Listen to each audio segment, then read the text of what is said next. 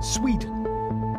For decades, people have been coming here to try to learn the secrets of this country's multiple success stories.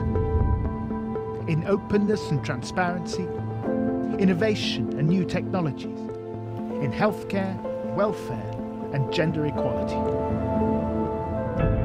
But lately, there's been a growing chorus of Sweden skeptics. You look at what's happening last night in Sweden. Malmo is now the rape capital of Europe.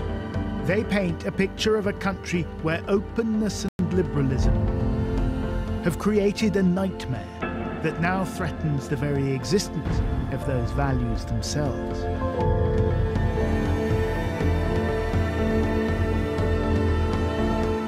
Two contradictory narratives. They can't both be true. So what's really going on?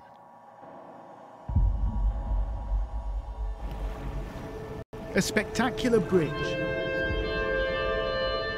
well known to fans of Scandinavian crime drama, connects Denmark to the Swedish city of Malmö.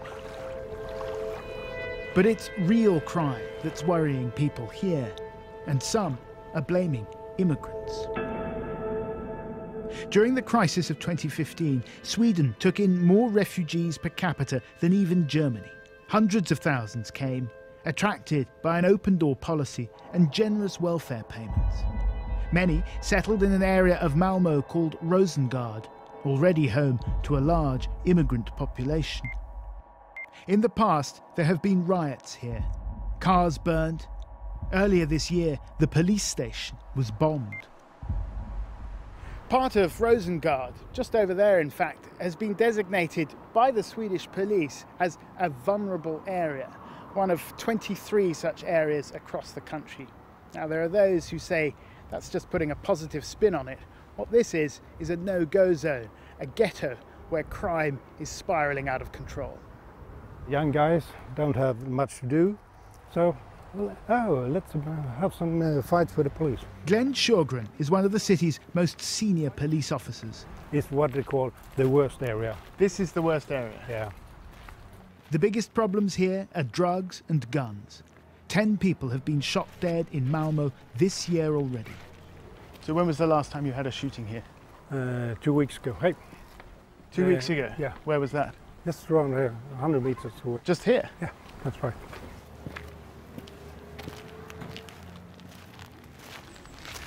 That's him? That's him, yeah. Do you know who did it? We think we know. You think you know? Yeah. Have you made an arrest? Nope, not yet. One of the most sensitive topics here is about immigration. And some people say that it's immigration that's to blame for this rise. I don't think so. You don't think so? No.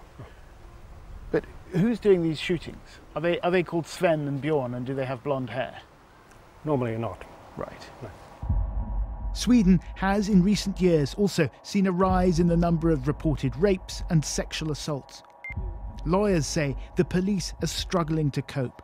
It is like that right now, and that's very bad, because if we have police working with rape cases and then we have a lot of shootings in Malmö, they need to take police from this who's working with that usually, so they have to work with the shooting instead. And that means that the rape cases are piled, so they have to wait. OK, let's pause here for a moment. That's part of the story, but there's more.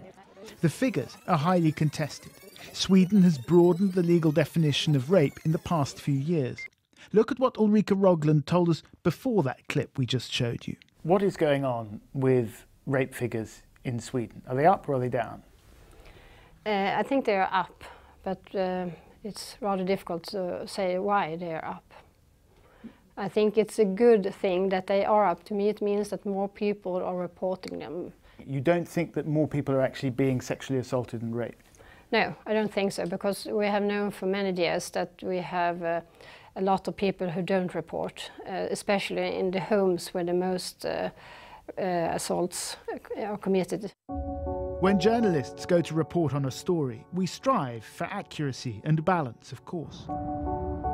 But we often also go in search of a narrative. And in complex situations, one narrative can eclipse another. Let's go back to Rosengard and start again. Part of Rosengard, just over there in fact, has been designated by the Swedish police as a vulnerable area, one of 23 such areas across the country. What does that mean? That means they have problems with crime, with unemployment. But this is still Sweden, right? How bad can it get? Young guys don't have much to do. Glenn Sjögren has been a police officer in Malmö for 4 decades. The rate of crimes in Malmö is going down. Really? Yeah. But everyone says they're going up. No, that's not. What's going up is spectacular shootings. The biggest problems are, indeed, drugs and guns.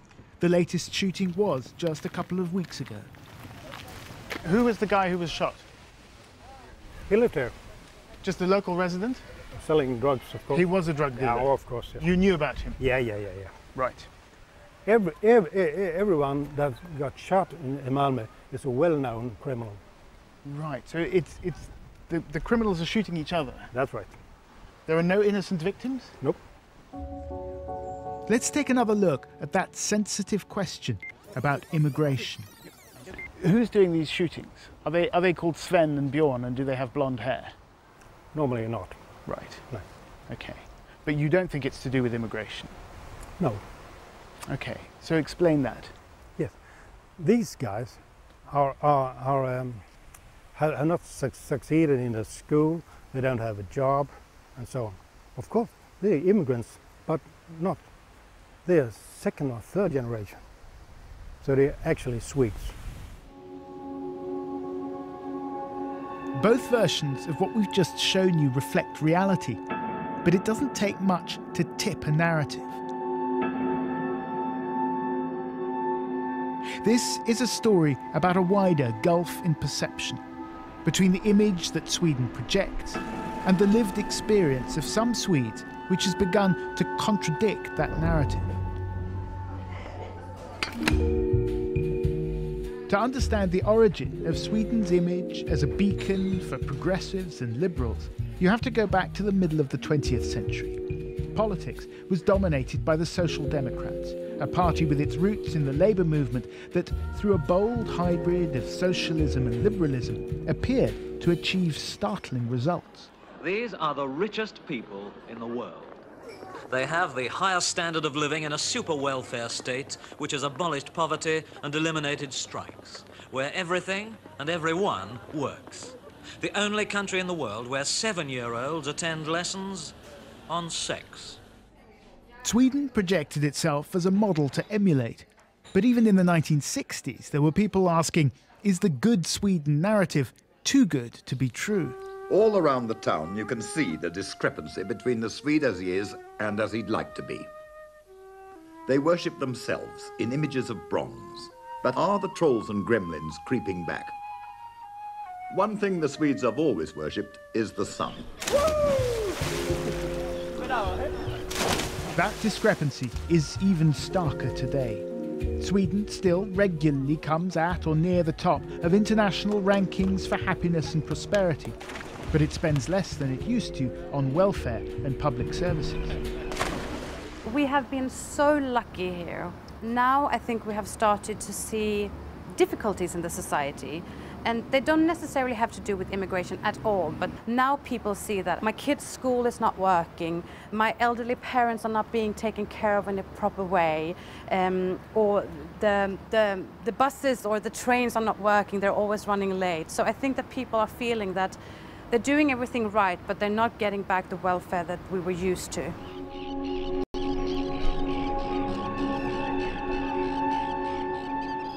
The heyday of Sweden's liberal socialist hybrid is over. Old industries have died, others have sprung up to take their place. The transition to a more globalized economy and a more educated workforce has been good for some, but not for everyone. It has produced a Sweden that is less equal and less homogeneous. Of course, there are elements of truth and of exaggeration in both of these narratives. But the good Sweden story, the story of this perfect little nation where everything works and everyone lives in harmony, has been so dominant for so long that now that it's being challenged, it feels all the more disturbing. To get beneath the skin of the bad Sweden narrative, that the country isn't working anymore, you have to leave the city and get out into the countryside. An hour's drive from Malmö, we meet Morgan Nilsson. He's in construction. I have been working since I was 18 and now I'm 52. Right. So I work in construction my whole life, and everyone who works was Social Democrat. It was the party of the working man. Yeah, yes, and you've been in the union and everything. Now, he says he and many of his fellow construction workers have ditched the centre-left and switched to the Sweden Democrats, a party with its roots in the neo-Nazi movement that is riding high in the polls by focusing on the issue of migration.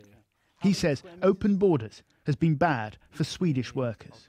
It's not good for us who works in the construction, and we can't compete with them. I can't go. So it's driving down wages, yes, driving yes. down prices. Right. Okay. You would like Sweden to leave the European Union? Yes, I do. I don't believe in open borders and everything. We can't stop what's coming into the country. We don't know who is in the country. All those international rankings, they don't ring true to Morgan. To him, it doesn't feel like Sweden is the fair and equal society that it once was. Lots of people in Sweden would not agree with you. They would say life in Sweden is great. We have very high standards of living. Most people are well off. Yes, we have. So what's the problem? I don't know what the problem is, but we have I live good and I have it good, and many people have it, but we don't take care of the real sick one and the real poor ones and the older ones. We don't take care of them. I believe in the Sweden Democrats' policy to keep Sweden like it has been before.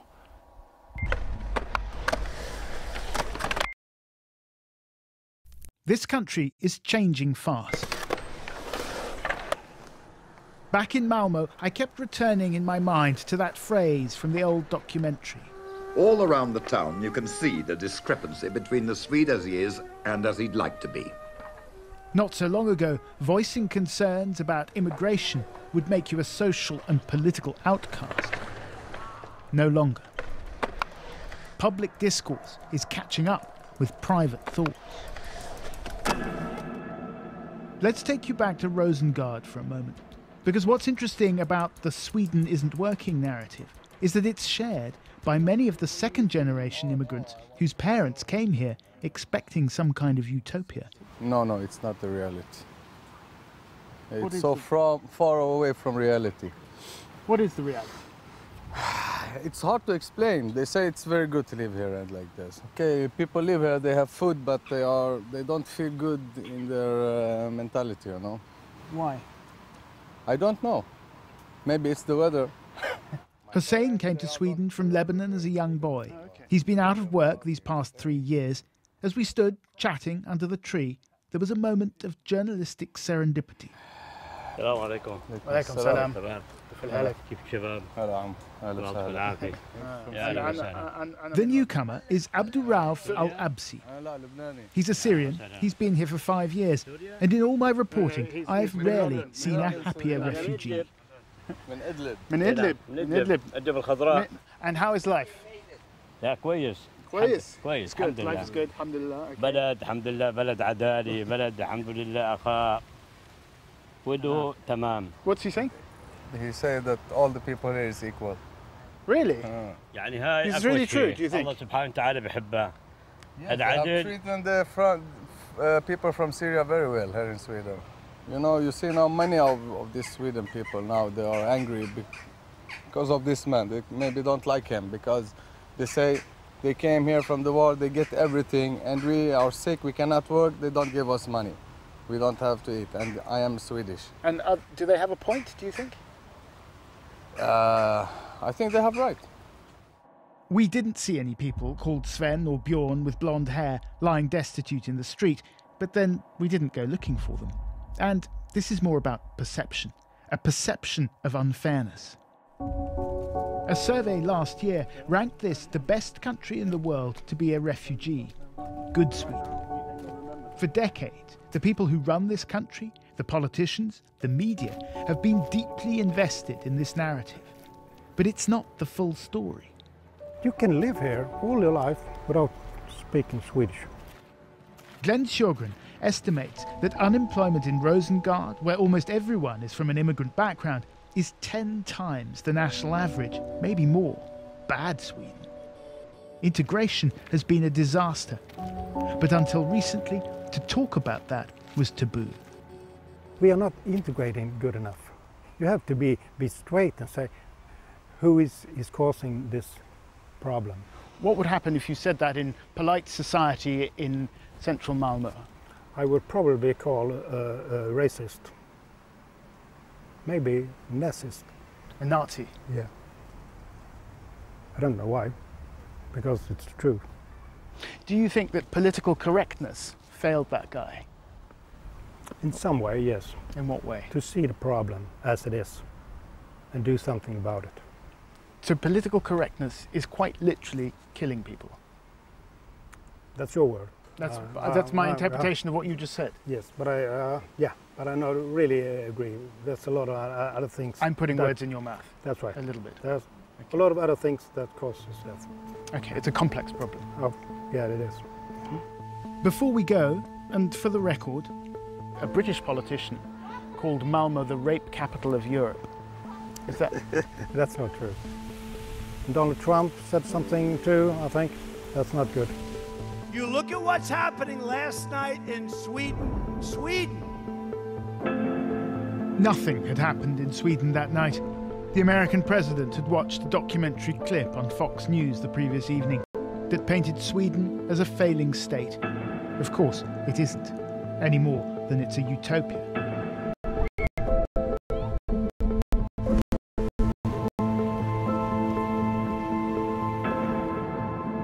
Sweden is a lodestar in a polarised world.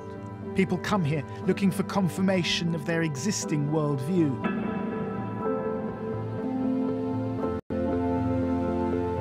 The lesson they might come back with is this: